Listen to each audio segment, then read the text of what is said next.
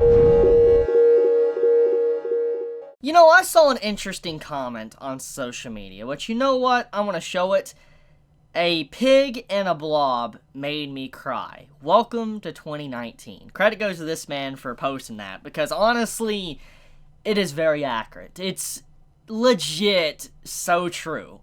Like, what a strange year of anime. I mean, we start off with Tate no Yusha that's already firing up the anime community, which I might make a video on that very soon. But we start off with something like that. We start off with Boogie Pop that's very bizarre, reminds me of Serial Experiments Lane.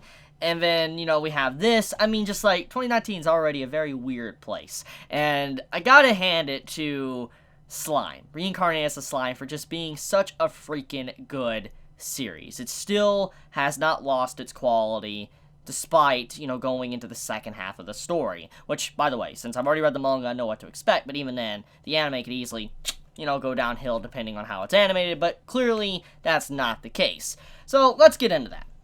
The Orc Disaster, or the Demon Lord, or, you know, Geld. We got a lot of characterization for him, and he hasn't had a lot of screen time. Like, he's only recently been introduced. He's only been on screen mainly just for this episode only. But in just one episode, and probably like 6 minutes at max, we got to know his character, enough information about him that could easily make the audience feel sorry for him. He isn't probably the best character of 2019, not the best character of last year, whatever. You know, he's probably not even the best antagonist of an isekai series. But what makes him truly a good character, just makes this episode so good, is that it's not a typical enemy for an isekai, or even in a story. Normally in a story, you have a straight-up villain that's just pure evil. They're evil for the sake of being evil. They may have their motives, but overall they're still evil. But Geld, he was not trying to justify his actions. He was never trying to justify it. He just said his POV of why he did it, and he realized how much of a monster he became, but he did it for his people. That's the whole reason why he did it. He didn't care, he did it for his people, and he did horrible, sinful things, but he did it because he wanted his people to prosper.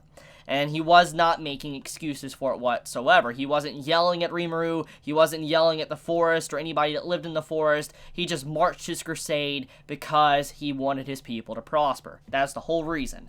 And even though this is very simple and it doesn't seem anything too grand or like, holy crap, this is amazing, what makes it so good is the fact that, once again, the man, when he was fighting Rimuru and he finally, you know, was about to die, he realized something. He's like, if I'm going to die, like if I'm going to be devoured, so you're going to devour my sins and my people's sins. That's basically what he said. So that means that once I'm gone, you know, my people won't carry my problems with them. That's kind of what he was trying to say to Rimuru. He's like, even if I die, my people, the orcs, are going to bear the weight of my sins. What I have done to so many other races, the lizardmen, to, you know, the ogres, all of them, obviously they're going to hate my race. That's what he was basically trying to say to Rimuru.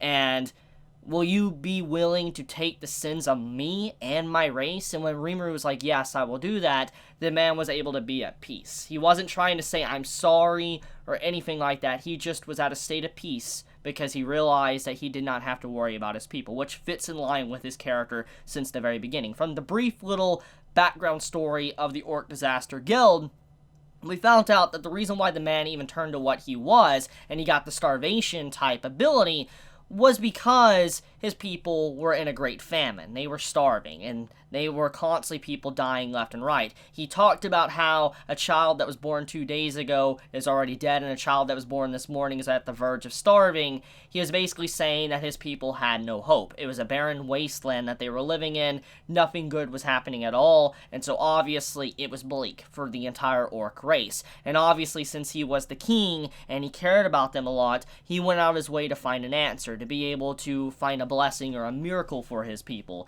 So if you're at, you know, wit's end, if you're at the point of no return to where, like, you know, everybody's gonna die, you're probably willing to take the devil's hand to be able to save your people. And in this case, that's what happened. Geld took Gelmoon's, you know, hand to be able to save his people. It wasn't the right thing in terms of morals, but the reason why he did it wasn't because it was a good or bad thing. He did it because at the end of the day, he cared about his people, he wanted to help his people, and that was the whole point of what drove him to do what he did. And because of this, with him gaining a name and becoming an orc disaster, he obviously lost his sanity. He wasn't that intelligent anymore, which I don't think the anime really showcased it as good as it did in the manga, or probably even the original source.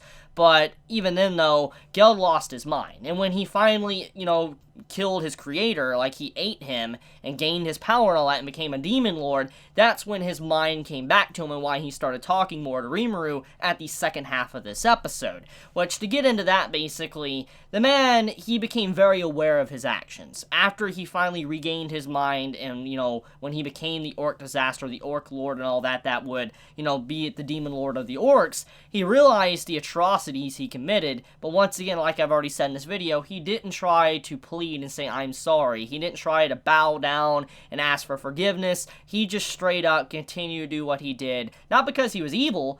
It's not because he was just a horrible, horrible man. He did it because, once again, it was for his people. And he even states, I even devoured my own people because of, how I wanted to feed my people. Because in the end, I wanted to protect them. I wanted them to not go without starving, and he wanted them to be at peace. And I really like how in essence, when you see the man, how he is as an individual, as a king, how much he cared for his people. I mean, he even ripped his own arm off to be able to give to the children of people that was his people of the orcs to be able to eat and feast and not have to go hungry for a day. The man's a straight up savage. I mean, the man legit ripped his own arm off to feed his people. That's saying a lot about him as a character.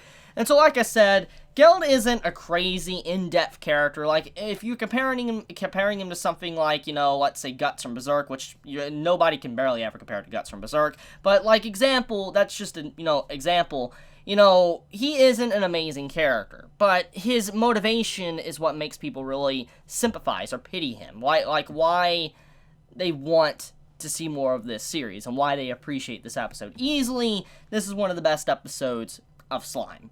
And the reason for that, not just because of the motivation and just the morally gray area for both of the characters, I'm talking about Rimuru as well, but also the action scene as well was just holy crap. Like, man oh man. Seeing how the action was displayed was so different from what I'm used to. Because normally, in an isekai series or, in a fighting series, shonen series, whatever, you have many times to where the main character's fighting this powerful enemy and it's constantly interrupted with people constantly explaining the abilities of the character. For instance, you have it in Dragon Ball Z to where, let's say Goku is fighting Cell, you have the characters pause the fight just to talk about what Goku is currently doing, what Cell is currently doing, and how they're playing around or whatever. That entire moment wasn't in this episode. You had it to where the MC, Rimuru, went up against Geld, and there was really no interruptions. It was just straight up fighting with them talking amongst themselves, which, like I said, I appreciate. Now, speaking of which, let's talk about how he was taken down in the first place. So Geld was eaten by Rimuru, which technically means that Rimuru gained Geld's strength. That's what that meant. As we've seen time and time again already in, Reincarnated as a Slime, when Rimuru devours something, he gains their abilities, their strength. So you could assume he gained the starvation ability, the starved ability from Geld, but also he got a portion of the Majin's, power upon himself. So Rimuru has gotten a hell of a lot stronger. He isn't like he once was. He's gaining more and more power as time goes on.